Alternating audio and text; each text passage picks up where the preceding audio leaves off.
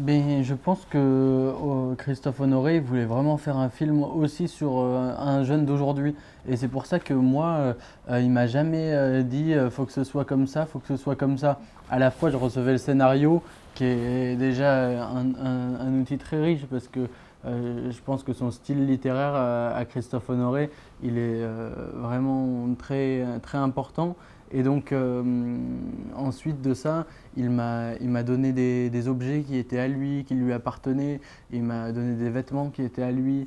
On avait un lien particulier. On s'est très bien entendu sur le tournage. Donc il m'a transmis, mais par autre chose qu'en me disant directement c'est comme ça, c'est comme ça.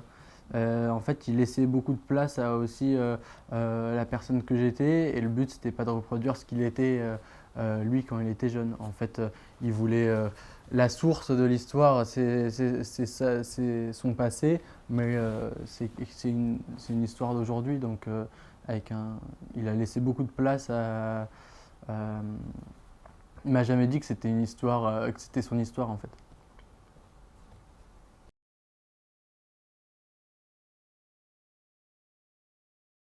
Mais il me ressemble, je pense, dans la jeunesse que je partage avec lui, c'est-à-dire cette chose peut-être à cet âge-là, mais quelque chose qui m'échappe, de, de ne pas. Moi, je pense que c'est un garçon il est très différent de moi. C'est une histoire qui est très différente de moi, mais à quelque chose de la jeunesse qui est, voilà, c'est un garçon qui veut se prendre pour plus grand qu'il ne l'est, et qui n'a pas peur, qui pense être très sûr de lui et avoir des convictions très fortes et qui d'un coup se rend compte qu'en fait non, tout s'écroule et que ce qu'il pensait être la vérité, bah, il en doute maintenant.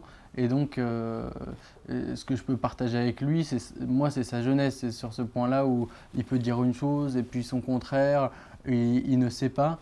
Et il en vient jusqu'à rentrer dans le silence, puisqu'il dit tant qu'on ne me dit pas la vérité, je rentrerai dans le silence parce que il comprend pas tout en fait. C'est un garçon qui comprend pas tout et qui s'en rend compte.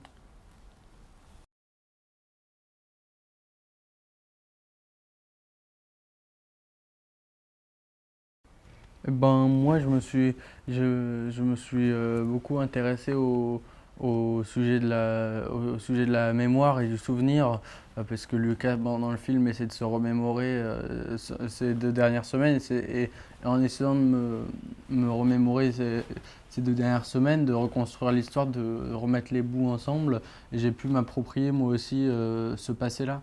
Et à partir de là, je pense que ce qui est brutal et ce qui fait que il est triste en fait, Lucas, mais il ne sait même pas exactement pourquoi. Je pense que le deuil de son père, il ne le comprend même pas. Il n'est pas en état de le comprendre. Il n'est pas en âge. Je ne sais même pas si quelqu'un peut comprendre un deuil vraiment, mais en tout cas, lui, ce qui fait que ça le frappe fort et qu'il se prend comme un mur à pleine vitesse, c'est qu'en fait, il pense que tout va bien, il pense qu'il est plus fort que tout, qu'il est invincible, or qu'il se fait rattraper justement par cet événement. Et justement, quand il fait cette échappée à Paris, cette aventure à Paris, il se sent libre, il se sent que tout est possible et il fait de mauvaises aventures et il se fait rattraper. Et, hum, et c'est ça qui provoque ces chocs de larmes parfois. C'est que en fait, il tombe de haut parce qu'il il se croit ici, alors qu'en fait la réalité est ici. Donc il essaye de s'éloigner de la réalité. Et il essaye d'échapper d'être plus grand qu'il ne l'est. Il essaye d'être et finalement il se fait rattraper par le fait que c'est un garçon de 17 ans qui vient de perdre son père. Mais je pense que le fait de l'incompréhension, le fait de ne pas comprendre ce qui se passe dans son corps, le fait de ne pas savoir, de n'être sûr de rien, c'est quelque chose que j'avais en moi et que j'ai pu chercher en moi. Je veux dire, de ne pas comprendre ce qui se passe, de douter, c'est quelque chose propre à cet âge-là qui peut être dur, quoi.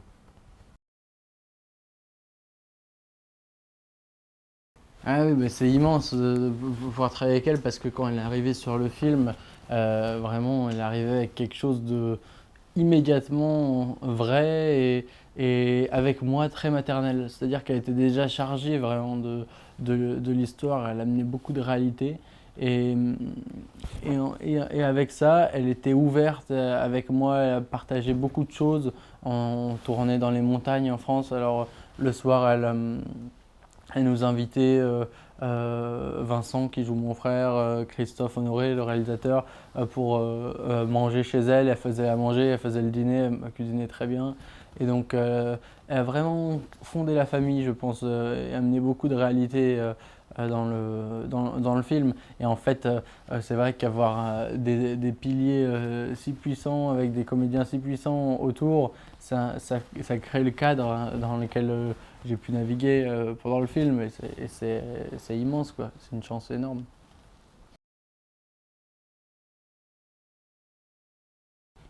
Eh ben, je pense que la première scène où qu'a joué Juliette Binoche, en fait, elle est arrivée sur le tournage. On était déjà à la moitié du tournage et elle faisait la première scène. C'est la scène où elle descend de l'escalier vers le début, où elle annonce que le décès du père.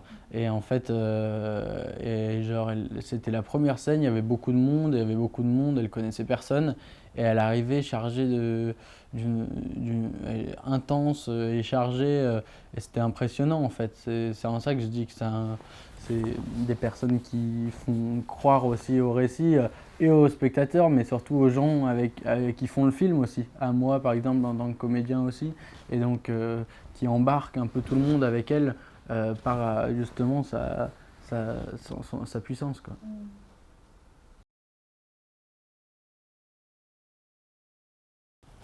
Non, la dernière fois que je suis allé au Japon, en fait, c'est mes parents qui sont comédiens. Mes deux parents, ils jouaient dans une pièce avec Orisa Hirata. Ils créaient une pièce à Kinosaki Onsen. Alors, on a habité 3 mois là-bas. Et en fait, du coup, on a été pendant 3 mois à Kinosaki Onsen. Et moi, je faisais un peu l'école à distance, mais pas en vraie école, hein. Je faisais des devoirs à la maison et avec mon frère. Et puis, on profitait aussi de la région où on a été très bien accueillis. Ah, je suis très, très ému de me balader dans Tokyo et de voir la ville, les habitants. Et vraiment, je suis très, très ému d'être ici.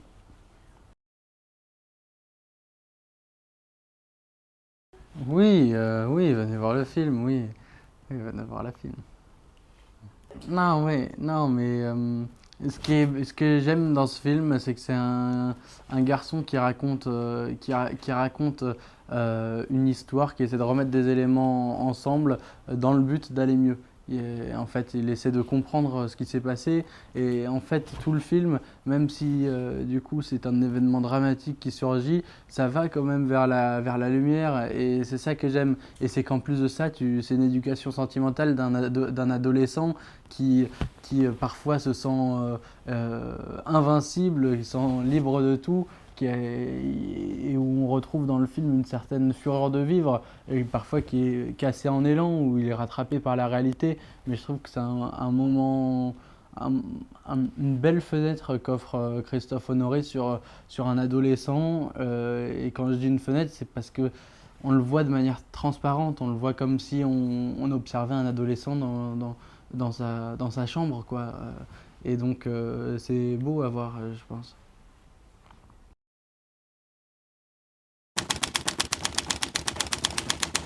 17歳の冬、僕の世界は崩壊した。Papa est mort, c'est ça? C'est les gendarmes qui sont venus me l'annoncer. Tu te sens comment? Je sens comme anesthésié. Je te propose que Lucas vienne à Paris avec moi pour une semaine.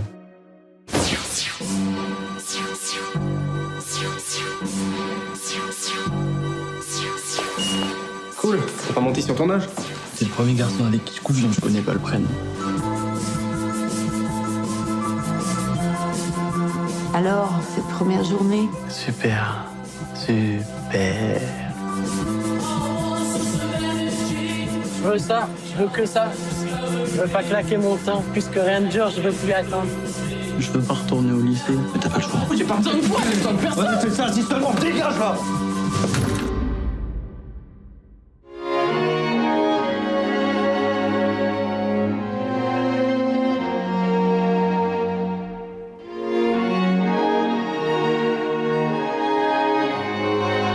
Ça, c'est compliqué pour nous tous de dire que ça va pas. 僕はその全てを受け入れて光を取り戻すことができるのだろうか。ウィンターボーイ